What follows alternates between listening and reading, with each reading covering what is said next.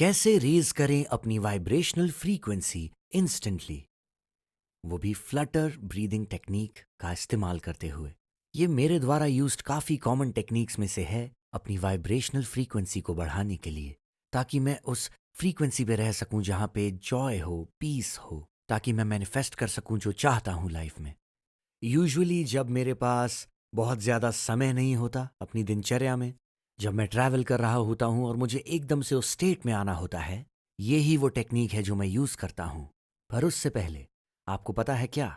Show reel, hit it.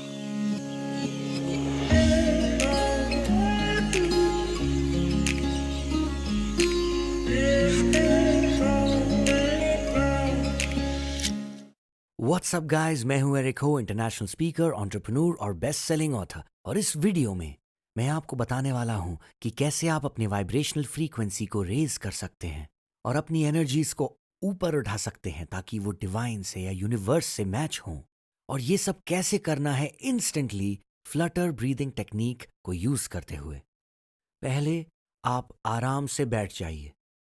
आपका comfortable होना यहाँ पर बहुत ज़रूरी है, क्योंकि आपके बेस चक्र से ऊपर की तरफ इमेजिन कीजिए अपनी स्पाइन, और उसके बाद सोलर प्लेक्सस की तरफ, उसके बाद हार्ट से होते हुए थ्रोट चक्र की तरफ, उसके बाद थर्ड आई और क्राउन की तरफ। ये है आपका गेटवे, आपका चैनल। इस तरीके से इमेजिन कीजिए यूनिवर्स की तरफ, आपका कनेक्शन पॉइंट। इसीलिए बहुत ज़रूरी है जब भी आप उस हाई वाइब्रेशनल फ्रीक्वेंसी पर जाना चाहते हैं, आपकी जो स्पाइन है वो कंफर्टेबली सीधी होनी चाहिए। और मैं कंफर्टेबल इसलिए यूज़ कर रहा होता हूँ कि उसे स्ट्रेट रहना है, पर स्टिफ नहीं। कई लोग ये गलती करते हैं, वो काफ़ी स्टिफ बैठते हैं और ये अनकंफर्टेबल हो जाता है। एक बार अनकंफर्टेबल हो गया तो आप फोकस नहीं कर सकते, आप उसी दर्द के बारे में सोचते रहते हो। तो कैसे बैठना है? सीधे बट कंफर्टेबल। अपनी रीढ़ की हड्डी को सीधा रखिए बट कंफर्टेबल रहिए। और उसके बाद हम अपनी पाम्स, अपनी हथेलियों को ऊपर की तरफ रखते हैं। जब आपकी हथेलियां ऊपर की तरफ होती हैं, आप रिसीविंग मोड में हो। तो चलिए चलते हैं एक सिंपल मुद्रा की तरफ। बिल्कुल इस तरह आपके अंगूठे की टिप्स और आपकी उंगलियों की भी बस एक जेंटली टच हो रही होनी चाहिए, ज़्यादा प्रेशर नहीं। और बाकी की तीन उंगलियां साथ। और अगर आपको मुद्राओं के बारे में ज़्यादा जानना है तो मैं उसके ऊपर एक सेपरेट वीडियो बनाऊंगा। तो इन उंगलियों को साथ रखिए, दूर नहीं, एकदम पास, एक दूसरे को छूते हुए। और अब हम थोड़ा सा रेस्ट लेंगे, कंफर्टेबल होने चाहिए हम। और बाय द वे, आप जितना इसे प्रैक्टिस करेंगे उतना कंफर्टेबल होते जाएंगे। अब आपको रिलैक्स करना है। और अब आप अपनी आंखों को धीरे से बंद कर सकते हैं। अगर आप ये अभी कर रहे हैं तो मेरे साथ कीजिए, ताकि आपके पास एक गाइडेंस रहे, एक बेटर आइडिया भी। आप जानोगे धीरे धीरे कि काफ़ी सारे फेजेस से हमें गुजरना होता है। जो पहला फेज है वो है अपने दिमाग को शांत करना। सांस लेने से हम अपने दिमाग को शांत कर सकते हैं, और वो कर लेने के बाद जब आप आगे बढ़ते हैं, आप आउट ऑफ बॉडी भी एक्सपीरियंस कर सकते हैं, जो अद्भुत होता है। एनीवे, अपना ध्यान पूरी तरह सांस पे रखने पर और सिर्फ उसी पर, और किसी चीज पर नहीं। किसी भी तरह के सवाल नहीं कि ये ऐसा क्यों हो रहा है या फिर वैसा क्यों। बस पूरा फोकस ब्रेथ पर ही रखना है। तो चलिए मैं आपको बताता हूँ फ्लटर ब्रेथ कैसे काम करता है। आपको सांस लेनी है 4 बार 1 सेकंड में। अब आप सोच रहे होंगे कि 4 टाइम्स पर सेकंड कैसा सुनाई या दिखाई देता है। मैं आपको दिखाता हूँ। थ्रू द नोज,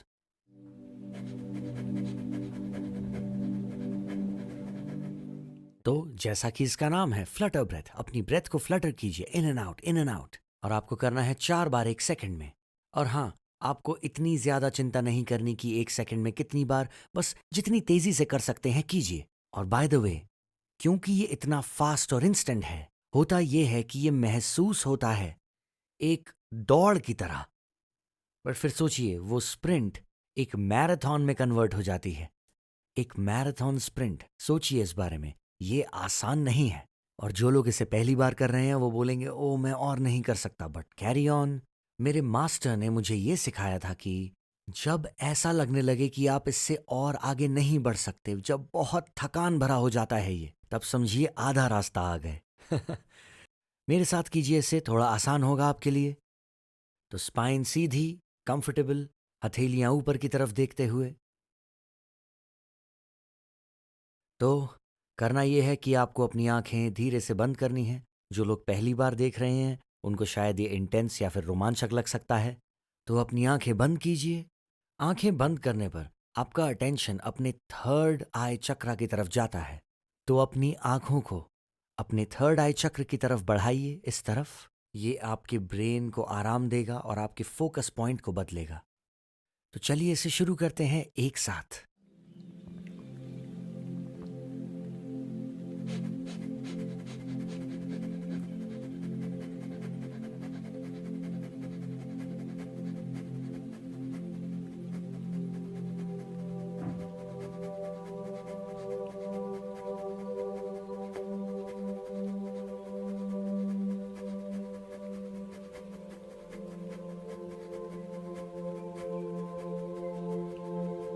तो करना ये है कि हमें ये फ्लटर ब्रेथ करना है 2 से 3 मिनट तक। जी हाँ, सही सुना आपने। इसीलिए क्योंकि जब 1 मिनट पर भी बात आती है, आपको लगता है कि मैं ये नहीं कर सकता, और प्लीज थॉट्स पर फोकस करने के बजाय वापस से ब्रेथ पर फोकस कीजिए।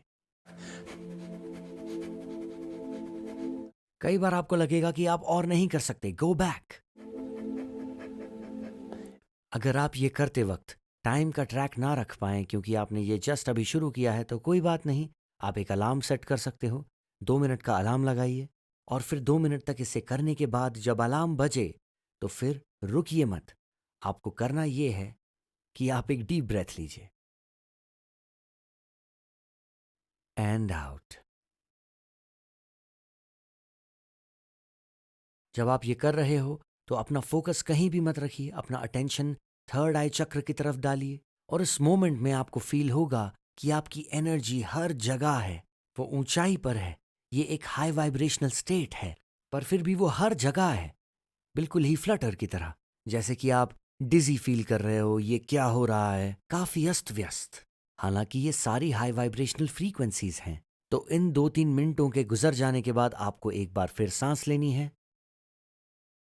अपना फोकस ब्रेथ पे रखें, क्योंकि जब हम डीप ब्रीदिंग पर ध्यान देते हैं हम ब्रीदिंग को अलाइन करने लगते हैं। एक बार फिर से लंबी सांस लीजिए, एंड आउट।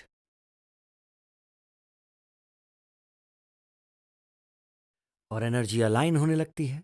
इस पल में अगर आप उस छोटे से डिफरेंसेस के बारे में अवेयर रहते हो, अगर आप अवेयर रहते हो कि आपको थोड़ा हाई फील हो रहा है, आपका सर घूम रहा है, पर उसके बावजूद बहुत शांति है, यू आर एट पीस।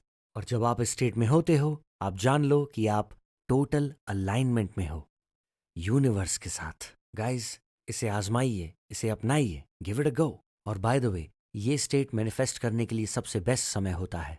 तो आपके जो भी इंटेंशंस हैं या फिर आपके जो भी गोल्स हैं इस वक्त, उन्हें इस वक्त अपने सामने लाइए। अपने विजन बोर्ड को देखिए, ड्रॉ कीजिए, लिखिए उसके बारे में, इमोशनल होइए उसके बारे में। क्योंकि उस पल में जब आप उस हाई वाइब्रेशनल फ्रीक्वेंसी पर होगे, जो भी आप यूनिवर्स की तरफ भेजते हो वो इंस्टेंटली रिसीव होता है और फिर रिजल्ट्स आने लगते हैं आपकी लाइफ में बहुत बहुत जल्दी। अब सबसे बड़ी गलती, सबसे बड़ी भूल, सबसे बड़ा नो इसमें है ये है कि आपको उस आधे घंटे तक आपको फोन से दूर रहना है। कोई टेक्नोलॉजी नहीं, कोई टीवी नहीं, कोई सोशल मीडिया नहीं, क्योंकि उस वक्त आप इतने रिसेप्टिव होते हो कि एक स्वाइप और सारा क्लटर, सारा नॉइज आपके दिमाग में वापस चला जाएगा और आप सब कुछ एब्जॉर्ब कर लोगे। सो मेक श्योर कि आप आधा 1 घंटा टेक्नोलॉजी के बिना रहें इसको करने के बाद।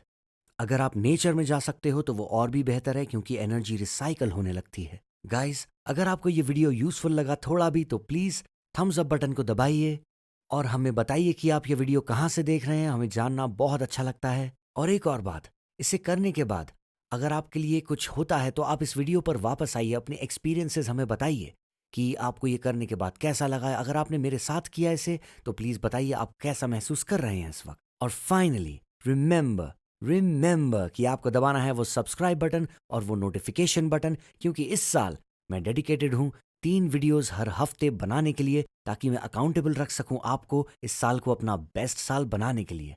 जी हाँ, बट फॉर नाउ गाइज, नमस्ते। अच्छा।